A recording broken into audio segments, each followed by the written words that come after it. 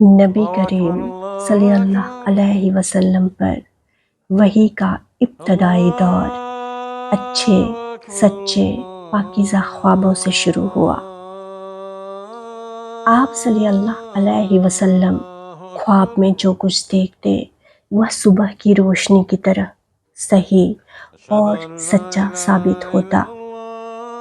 پھر من جانب قدرت آپ صلی اللہ علیہ وسلم تنہائی پسند ہو گئے اور آپ صلی اللہ علیہ وسلم نے غار حرا میں خلوت نشینی اختیار فرمائے اور کئی دن اور رات وہاں مسلسل عبادت اور یاد الہی و ذکر و فکر میں مشغول رہتے۔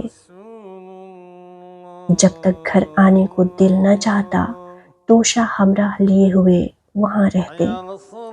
توشہ ختم ہونے پر ہی اہلیہ محترمہ خدیجہ رضی اللہ عنہا کے پاس تشریف لاتے اور کچھ توشہ ہمراہ لے کر پھر وہاں جا کر خلوت گزین ہو جاتے۔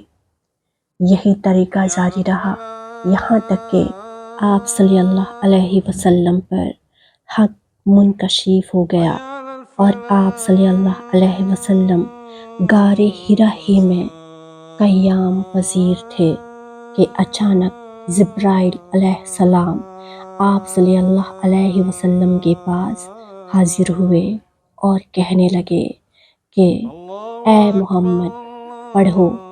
آپ صلی اللہ علیہ وسلم فرماتے ہیں کہ میں نے کہا کہ میں پڑھنا نہیں جانتا۔ آپ صلی اللہ علیہ وسلم فرماتے ہیں کہ فرشتے نے مجھے پکڑ کر اتنے زور سے بھینچا کہ میری طاقت جواب دے گئی۔ پھر مجھے چھوڑ کر کہا کہ پڑھو۔ میں نے پھر وہی جواب دیا کہ میں پڑھا ہوا نہیں ہوں۔ اس فرشتے نے مجھ کو نہایت ہی زور سے بھینچا کہ مجھ کو سخت تکلیف محسوس ہوئی۔ پھر اس نے کہا کہ پڑھ۔ میں نے کہا میں پڑھا ہوا نہیں ہوں۔ فرشتے نے تیسری بار مجھ کو پکڑا اور تیسری مرتبہ پھر مجھ کو بھینچا، پھر مجھے چھوڑ دیا اور کہنے لگا کہ پڑھو اپنے رب کے نام کی مدد سے جس نے پیدا کیا اور انسان کو خون کی فٹکی سے بنایا۔ پڑھو اور آپ کا رب بہت ہی مہربانیاں کرنے والا ہے۔ بس یہی آیتیں آپ صلی اللہ علیہ وسلم جبرائیل علیہ السلام سے سن کر اس حال میں غار حرا سے واپس ہوئے کہ آپ صلی اللہ علیہ وسلم کا دل اس انوکھے واقعے سے کانپ رہا تھا۔ آپ صلی اللہ علیہ وسلم خدیجہ کے یہاں تشریف لائے اور فرمایا کہ مجھے کمبل اڑھا دو، مجھے کمبل اڑھا دو۔ لوگوں نے آپ صلی اللہ علیہ وسلم کو کمبل اڑھا دیا۔ جب آپ صلی اللہ علیہ وسلم کا ڈر جاتا رہا تو آپ صلی اللہ علیہ وسلم نے اپنی زوجہ محترمہ خدیجہ رضی اللہ عنہا کو تفصیل کے ساتھ یہ واقعہ سنایا اور فرمانے لگے کہ مجھ کو اب اپنی جان کا خوف ہو گیا ہے۔ آپ صلی اللہ علیہ وسلم کی اہلیہ محترمہ خدیجہ رضی اللہ عنہا نے آپ صلی اللہ علیہ وسلم کی ڈھارس بندھائی اور کہا کہ آپ کا خیال صحیح نہیں ہے۔ اللہ کی قسم آپ کو اللہ کبھی رسوا نہیں کرے گا۔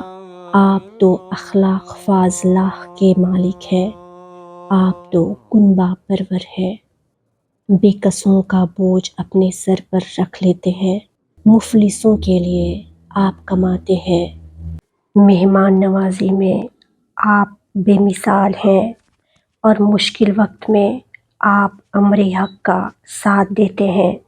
ایسے اوصاف حسنوں والا انسان یوں بے وقت ذلتوں خواری کی موت نہیں پا سکتا۔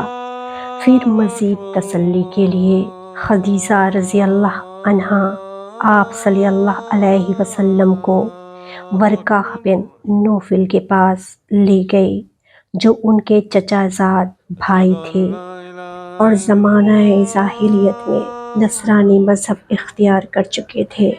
اور عبرانی زبان کے کاتب تھے، چنانچہ انجیل کو بھی حسب منصائے خداوند عبرانی زبان میں لکھا کرتے تھے۔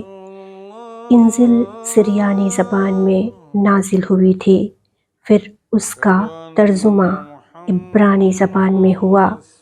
ورقہ اسی کو لکھتے تھے۔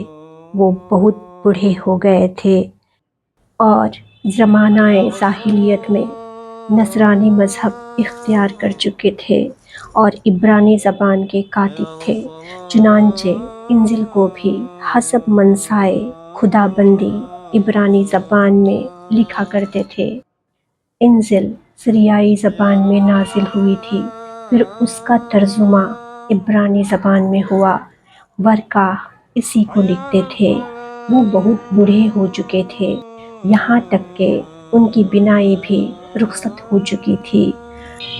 خدیجہ رضی اللہ عنہا نے ان کے سامنے آپ صلی اللہ علیہ وسلم کے حالات بیان کیے اور کہا کہ اے چچا جاد بھائی، اپنے بھتیجے محمد صلی اللہ علیہ وسلم کی زبانی ذرا ان کی کیفیت سن لیجئے۔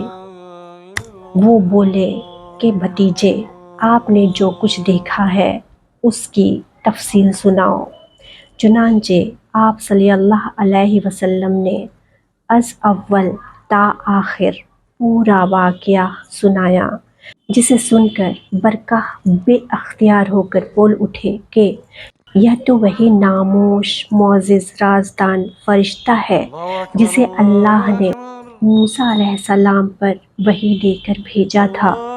کاش میں آپ کے اس عہد نبوت کے شروع ہونے پر جوان عمر ہوتا، کاش میں اس وقت تک زندہ رہتا جبکہ آپ کی قوم آپ کو اس شہر سے نکال دے گی۔ رسول اللہ صلی اللہ علیہ وسلم نے یہ سن کر تعجب سے پوچھا کہ کیا وہ لوگ مجھ کو نکال دیں گے، حالانکہ میں تو ان میں صادق و امین و مقبول ہوں؟ ورقہ بولا، ہاں یہ سب کچھ سچ ہے، مگر جو شخص بھی آپ کی طرح امر حق لے کر آیا لوگ اس کے دشمن ہی ہو گئے ہیں۔ اگر مجھے آپ کی نبوت کا وہ زمانہ مل جائے تو میں آپ کی پوری مدد کروں گا۔ مگر ورقہ کچھ دنوں کے بعد انتقال کر گئے۔ پھر کچھ عرصہ تک وحی آمد موقوف رہی۔ صحیح بخاری حدیث نمبر 3۔